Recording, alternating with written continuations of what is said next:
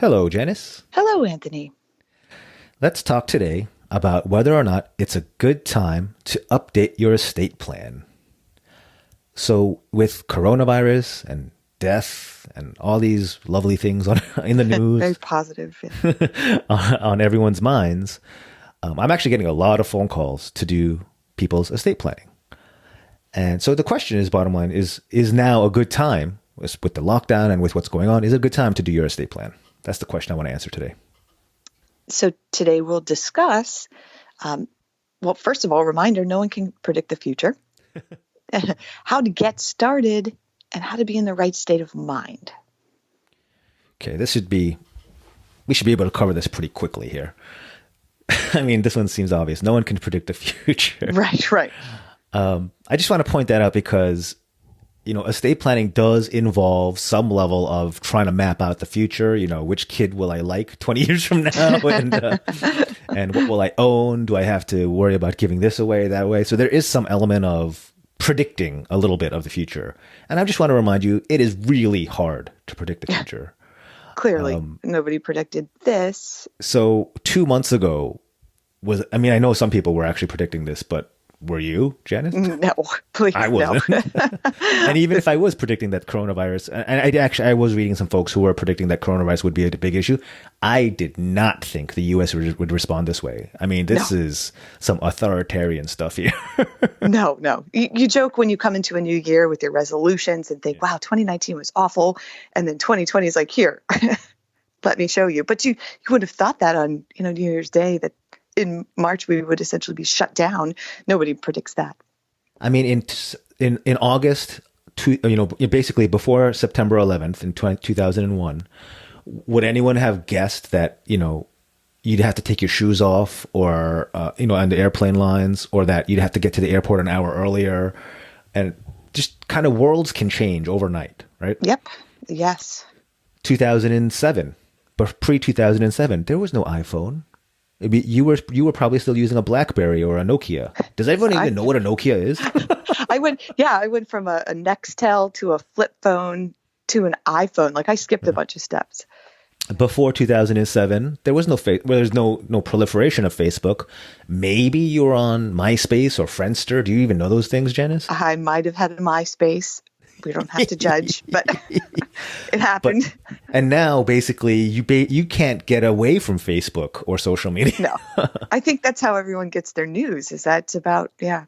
So what is that, 13 years ago? 13 years. I mean, if you write a will today, are you going to be able to reasonably predict what the world's going to look like 13 years from now?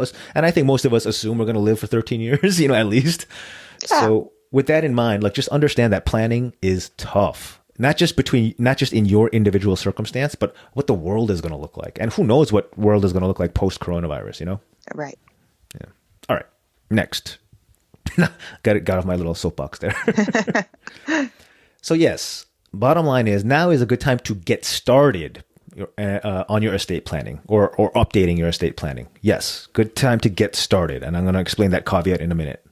And the reason for that is most people have no estate plan at all, or have one that's woefully out of date, like several years, several kids, and several deceased parents out of date. Yeah, yeah. So if there's any reason, whether it's a worldwide pandemic or whatever, that leads you to just get off your butt and take a look at your stuff, that's good. I'm for that. Yeah. Sure. And if you're worried about social distancing and whatnot, don't worry. Most of the prep work, actually pretty much all of the prep work. Yeah, all of it, right? Yeah, can be done by phone, email. If you need to do a Zoom, I'm not a big fan of that. But I mean, there's no need for a face-to-face until you actually have to sign it. I'll talk about that next. So right. Good time. I don't love the reasons for it, but it's a good time to get started. And it's good that people are feeling motivated to take a look at their situations. Right. And we all have a little bit more free time right now. I don't know about you, but most of my days have a lot more blank time because we're just sitting. So it's just a good time that gather all the information and start to prepare. Yeah, exactly. And that goes for your lawyer too. I mean, he's probably, not too much to do, welcomes a phone call and some social interaction. So yeah, absolutely. Cool. All right. So lastly, the reason I kept saying now is a good time to get started but maybe not necessarily finalize anything, is because you want to be in the right state of mind when you do something like this. Exactly. Yes. So you don't, you should be updating your will no more frequently than maybe every 4 or 5 years. So what that tells you is that this is something you kind of want to get right and not have to redo, because there's costs involved too. It's just from your own self-interest. Right. So you don't want to do a panic version of your will. Right. Right.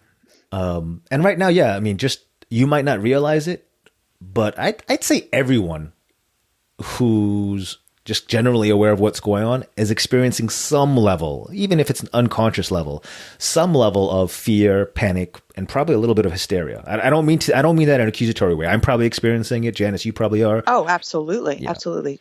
Even if something is just feeling off, everything's different. It's everything, whether you know it or not, everyone is affected. So for that reason, you don't want to finalize or lock in any decisions at this time. I mean, yes, get the ball rolling so that it's just a matter of scheduling the signing with the attorney. But you've laid all the groundwork otherwise, but don't, you know how they say sleep on it for any big decision. The equivalent here is like, let's wait until we're at least out of our houses before we make any final decisions. But yeah, definitely get the groundwork rolling. And, this applies to the opposite too. You don't want to make big decisions when you're flying high. If we're in the middle of a bubble market, or this is kind of specific to estate planning, but if you're just returning from a very, very joyful like family reunion, or where your long lost nephew has finally, called you, that's not the time to make decisions as to who gets what. Right. Right. You want to be in a more neutral state. Yeah. Again, sleep on it. Come down to that middle ground before you make your decisions. Yeah. Yeah. Come down or come up depending on the situation. But yes, correct. Definitely. Yep. All right. So that's kind of it. Just remember, you can't predict the future. It's very hard to see 5-10 years out. But now is nonetheless a good time to get started, get the process rolling, so that it's a very relatively easy step to just finalize and get, schedule your signing once you're ready, once we're out of our houses, and just make sure that you're in the right state of mind before you pull the trigger on those final decisions. I think that's it.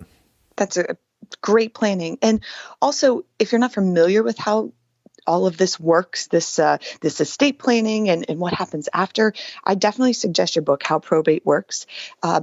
Sit down now, read it, and then start to formulate your plan. Again, like you said, when you're in that middle ground and you're ready to make decisions, this will help to guide you to make the better decisions. Yeah, perfect. And you probably have plenty of time to read right now, so go for that. Fill your free time, read, educate. It's a good time to do that. Okay. Thanks, Janice. That's all we have for today. Thanks, everyone, for listening. Go ahead and hit me up on social or send me a message if there's any other topics you'd like us to cover. Otherwise, we will talk to you next time. Talk soon. Bye now.